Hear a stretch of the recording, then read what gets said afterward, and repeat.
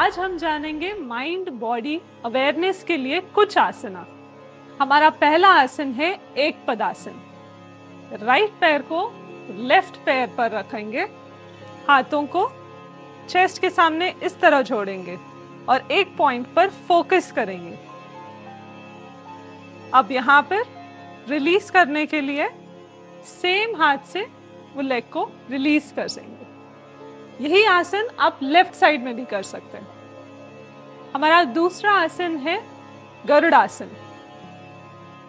दोनों पैरों को साथ में रखेंगे, हाथों को शोल्डर्स की लाइन पर लेकर आएंगे, बेंड कीजिए पैरों को, राइट लेग से लेफ्ट लेग पर मोड़िए, दोनों हाथों को भी उसी तरह मोड़ना।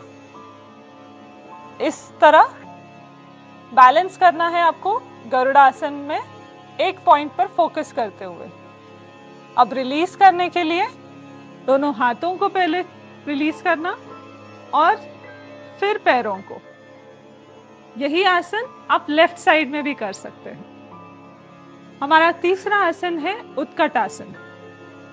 उत्कट आसन के लिए दोनों पैरों के बीच में 1 फीट का डिस्टेंस रखना।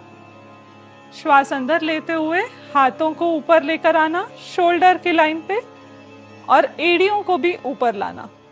श्वास छोड़ते हुए नीचे आना, हिप नी एक लाइन पर लेकर आना। इस तरह बैलेंस करना खुद को। अब श्वास भरते हुए ऊपर आना और श्वास छोड़ते हुए हाथों को और एड़ियों को नीचे लेकर आना। अब हम जानेंगे कुछ प्रैक्टिकल टिप्स हमारे योग गुरु हंसा जी योगेंद्र से। नमस्कार।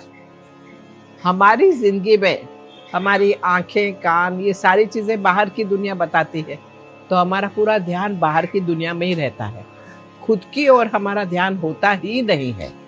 और होता ये है कि बॉडी अवेयरनेस, माइंड अवेयरनेस बहुत कम होती है। इसलिए इस ट्रेनिंग देना बहुत ज़रूरी है इंसान को कि खुद के बारे में जागरूक हो जाए। इसलिए रोज़ सवेरे एक तो जल्दी उठना ज़रूरी है कि तब दिमाग बहुत अच्छा चलने लगता है, और उठकर थोड़े से मन को शांत करना ज़रूरी है, अपने अंदर झांकना ज़रूरी है, और उसके बाद में नक्की करना ज़रूरी है कि आज पूरा दिन मैं मेरे शरीर को ऑब्जर्व करूँगी, वो कैसा है, कहाँ टेंशन है, कहाँ रिलैक्सेशन है, क्या करने से मेरे शरीर में क्या होता है। माइंड में अगर टेंशन आ गया तो शरीर पर उसका क्या असर पड़ता है, ये सब समझना बहुत ज़रूरी है। क्योंकि हर एक का शरीर अलग है, इसलिए दूसरे का ज्ञान आपको काम आएगा ही नहीं।